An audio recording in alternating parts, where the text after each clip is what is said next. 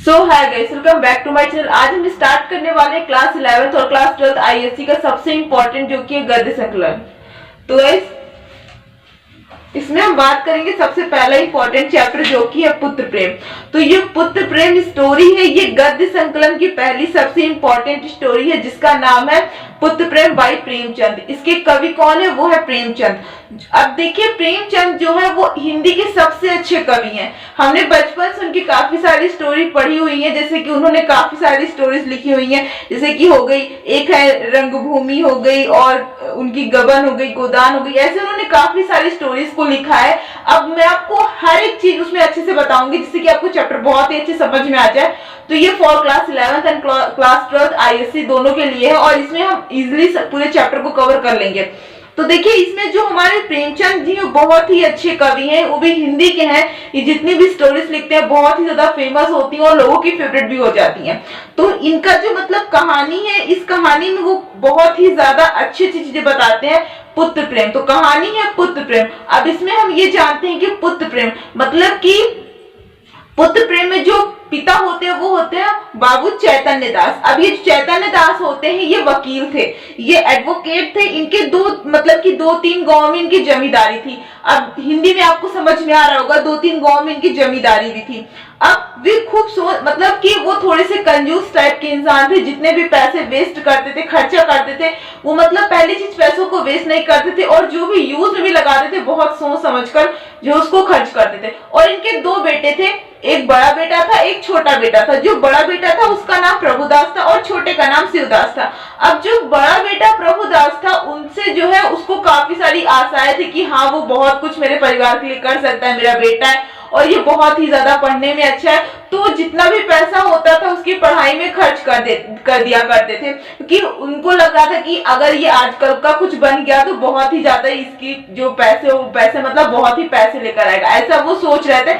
इस वजह से वो उस पर ज्यादा ध्यान दे रहे थे। अब उसके बाद जो है 2-3 कॉलेज मतलब कि दोनों जो है अच्छे अच्छे कॉलेज में पढ़ते थे और दोनों में केवल एक ही श्रेणी का अंतर था, मतलब एक ही क्लास का डिफरेंस था और दोनों बहुत ही ज्यादा पढ़ने में अच्छे थे, मतलब चतुर थे और होनहार थे। अब दोनों का कैरेक्टरिस्टिक्स क्या था? दोनों ही चतुर थे और दोनों ही होनहार थे। अब उसके बाद पर प्रभुदास पर पिता का स्नेह अधिक था, मतलब जो उनके पिता थे वो बड़े बेटे को ज्यादा प्यार करते थे। क्यों ज्यादा प्यार करते थे? क्योंकि उनको आशाएं उनसे ज्यादा थी। वो थोड़े से लालची टाइप के इंसान थे, इसलिए वो अपने बड़े बेटे से ज्यादा प्यार करते थे, ज्यादा पैसे खर्च कर रहे थे उनके ऊपर। अब उसके बाद वे उसे इंग्लैंड में पढ़ने के लिए भेज दिए थे। कौन से कॉलेज में एडमिशन कर, जो कि इंग्लैंड में था, वहां पर उन्हें भेज दिए थे क्योंकि वो उसे बैरिस्टर बनवाना चाहते थे कि मेरा बेटा बैरिस्टर बन जाए। अब उसके बाद कुछ ऐसा संयोग हुआ कि प्रभुदास को बीए की परीक्षा के बाद बुखार आने लगा, ज्वर आने लगा। इस वजह से वो थोड़ा उसकी तबीयत खराब हो गई। 1 महीने तक इलाज करवाने के बाद भी उसका जो बुखार था, जो ज्वर था, वो कम नहीं हुआ। दूसरे डॉक्टर का इलाज शुरू हुआ। अब मतलब कि दूसरे डॉक्टर से उनका इलाज करवाने जाने लगा, पर कोई भी जो है मतलब परिणाम सामने सही नहीं आ रहा था। लग रहा था कि हाँ अभी उसकी तबीयत बहुत ही ज्यादा खराब है। एक दिन डॉक्टर साहब ने बाबू चैतन्य दास से कहा कि उसे शक है कि प्रभुदास को क्या है, एक तपेदिक नाम की कोई बीमारी होती है, उसे वो बीमारी है। अब जो चिकित्सक ने विश्वास दिलाया कि अभी जो है उसके मतलब फेफड़ों तक इस बीमारी का असर नहीं गया, मतलब उसके लंग्स तक अभी इस बीमारी का असर नहीं गया, तो कुछ चांसेस है कि ये एकदम ठीक हो सकता है, पहले जैसा आपका बेटा प्रभुदास हो सकता है। अब उसके बाद इस मतलब फेफड़ों तक असर नहीं हुआ, इसलिए उनके मतलब अच्छे होने की आशाएं काफी ज्यादा है। 2-3 मतलब 4-5 महीनों में ये स्वस्थ हो सकते हैं, परंतु ठीक होने के बाद भी ये मानसिक परिणाम के योग्य नहीं रहेंगे। अब उसके बाद चैतन्य दास के यह पूछने पर कि यदि इन्हें किसी मतलब सैनेटोरियम में भेज दिया जाए तो कैसा रहेगा, चिकित्सक ने विश्वास दिलाया कि वहां इनके ठीक होने की पूरी आशा है। मतलब अगर इसको सैनेटोरियम में भेज दिया जाएगा तो ये ठीक हो जाएंगे, आपके बेटे की तबीयत सही हो जाएगी, क्योंकि अभी वो असर इनके फेफड़ों तक नहीं गया। प्रभुदास की हालत बिगड़ती गई। प्रभुदास जीवन से निराश, मतलब जीवन उसको बिल्कुल अच्छा नहीं लग रहा था। उसको लग रहा था अब मैं जिंदा ना ही रहूं तो ही अच्छा है मेरे लिए। लेकिन उसने अपने जीवन की चिंता ही छोड़ दी कि हमें जीना है या नहीं, कुछ उसको चिंता ही नहीं थी। वह घर वालों की निगाह मतलब उसकी अपने घर वालों की नजरों से बचकर जो है मतलब जितनी भी दवाइयां होती थी, जो चीजें होती थी, सब नीचे गिरा दिया करता था। अब जो चिकित्सक ने परामर्श दिया कि इन्हें इटली के किसी सैनिटोरियम में भेज दिया जाए, जिसके लिए लगभग 3000 रुपए टोटल खर्च आएगा, 3000 रुपए। अब ये जो अमाउंट था वो मतलब साल भर का था, जो कि परंतु यह निश्चित नहीं है। देखो जो सैनिटोरियम का जो वो प्राइस था, अमाउंट था, वो था पूरा का पूरा 3000 और चांसेस नहीं है कि वो पूरा का पूरा ठीक ही हो जाए।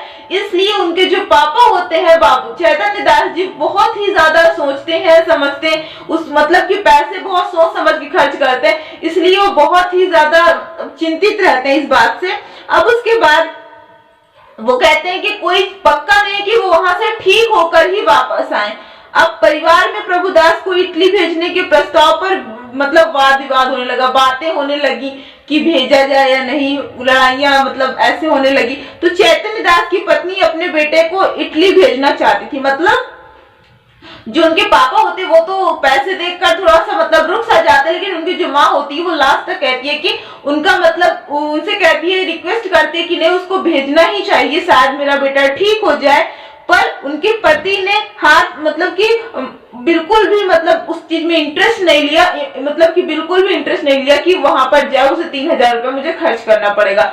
दूसरे मतलब कि दूसरी बात यह कि उन्होंने कहा कि इटली भेजने और इतने रुपए खर्च करने के बाद भी यह निश्चित नहीं है, कोई गारंटी नहीं है कि प्रभुदास ठीक ही होकर आएंगे। चैतन्य दास पूर्व पुरुषों की मतलब संचित जायदाद को अनिश्चित हित की आशा पर बलिदान नहीं करना चाहते थे। वो सोचते थे कि ये मेरे बूढ़े बुजुर्गों की जमीन है, मैं इसे बेचना, मैं इसे फालतू क्यों वेस्ट करूं जिस चीज की कोई गारंटी नहीं है। कोई इसमें गारंटी नहीं थी कि उनका बेटा जिंदा ही वापस आएगा प्रभुदास या नहीं, इसलिए वो कहते थे कि मैं पैसों को फालतू में वेस्ट नहीं करूंगा, फालतू में खर्च नहीं करूंगा। अगर चांसेस होता तो वो एक बार सोचते भी। अब उसके बाद 6 महीने के बाद शिवदास जो उनका छोटा बेटा था वो बीए की परीक्षा में पास हो गया। मतलब एक तरफ उसकी तबियत खराब, दूसरी तरफ ये बीए के मतलब एग्जाम में पास हो गया।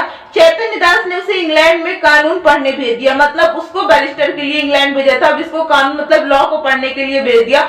अब उसके बाद उसे मुंबई तक खुद पहुंचाने गए। वहां से लौटने के 1 सप्ताह बाद ही प्रभुदास की मृत्यु हो गई। मतलब जब वो वहां से लौटे तो उसी के जस्ट 1 वीक बाद, 1 हफ्ते बाद प्रभुदास जो था उसकी मृत्यु हो गई। अब चैतन्य दास मतलब जो चैतन्य दास थे वो बनारस के मणिकर्णिका घाट पर अपने संबंधियों के साथ चितर ज्वाला को मतलब देख रहे थे। जो मतलब 1-2 लोग और थे, जो एक पर्सन आ रहे थे, उनके भी मतलब कि उनके यहाँ भी किसी की डेथ हो गई थी, जिसके लिए वो भी जो है पूरा का पूरा सब लेकर आए थे उनका अंतिम संस्कार करने के लिए। तो वो जो बाबू चैतन्य दास थे वो वही देख रहे थे, कहाँ पर, मणिकर्णिका नाम के घाट पर।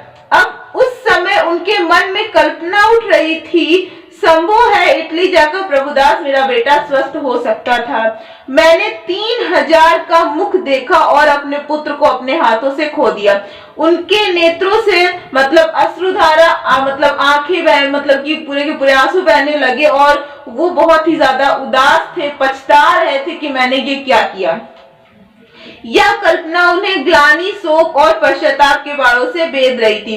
तभी उन्हें मनुष्यों का एक समूह अर्थी के साथ आता हुआ दिखाई दे रहा था। वे सब ढोल बजाते, पुष्प वर्षा करते हुए चले आ रहे थे।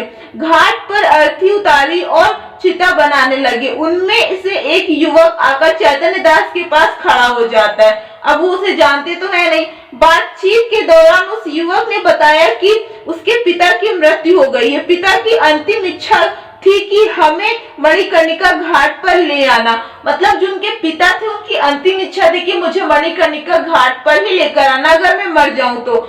कोई 100 आदमी साथ आए थे, उनके साथ 100 आदमी साथ आए हैं। यहाँ तक आने में सैकड़ों मतलब कि उठ गए, पर मैं जो पर्सन था, पर मैं सोचता हूँ बूढ़े पिता को मुक्ति तो मिल गई। युवक ने बताया उसने 3 वर्षों तक उनका इलाज करवाया।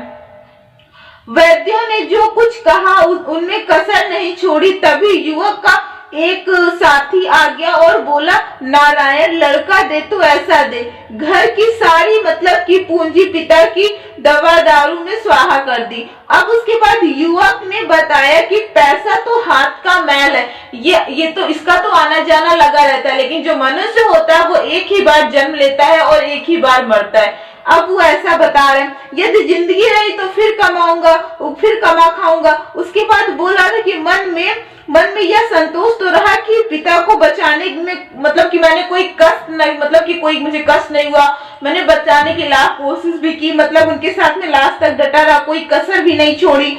तो मैं तो कहता हूँ कि कोई हमारा सारा घर द्वार लिखा ले, केवल दादा को एक बार मतलब बुला दे। बाबू चैतन्य दास सिर झुकाए ये बातें सुन रहे थे। युवक का एक एक शब्द उनके दिल में तीर की तरह चुभ रहा था। इस घटना का उनके हृदय पर यह प्रभाव पड़ा कि उन्होंने प्रभुदास की अंत्येष्टि पर सैकड़ों रुपए खर्च कर डाले। लगता है कि उनके दुखी चित्त जो की शांति के लिए केवल यही उपाय बचा था। मतलब जो उनके पापा थे बाबू चैतन्य दास, उन्होंने मतलब कि सिर्फ पैसे का मुंह देखकर अपने बेटे का इलाज नहीं करवाया। अगर वो चाहते तो 3000 रुपए खर्च कर उसे सैनिटोरियम में भेज सकते थे, लेकिन वो इस बात से वहां पर नहीं भेजे कि वहां जो मतलब कि कोई गारंटी नहीं कि मेरा बेटा वहां से सही होकर ही वापस लौटे। लेकिन जो उनकी वाइफ थी, उनकी जो मतलब कि प्रभुदास की जो माता श्री थी, वो बोल रही थी कि आप उन्हें भेज दो, मेरा बेटा सही हो जाएगा। लेकिन उन्होंने किसी की बात नहीं सुनी, सिर्फ उन्होंने सोचा कि अगर मैं 3000 रुपए खर्च कर भी दूंगा तो इससे मेरे बूढ़े बुजुर्गों, जो मेरे परिवार की जो जमीन है वो भी बिक जाएगी और मेरा बेटा भी पता नहीं बचे कि ना बचे, तो इस चीज की कोई गारंटी नहीं थी। अब यहाँ पर ये स्टोरी जाकर खत्म होती है। सो आई होप आपको ये स्टोरी अच्छी लगी होगी। बहुत ही अच्छी कहानी थी, जो कि इससे हमें बहुत ही अच्छा लेसन मिलता है, बहुत ही अच्छा मैसेज मिलता है। अब हम लोग नेक्स्ट वीडियो में कवर करेंगे अपना नेक्स्ट चैप्टर, जो कि बहुत ही ज्यादा इंपॉर्टेंट होता है सबके लिए। Bye bye, take care, stay home, stay safe.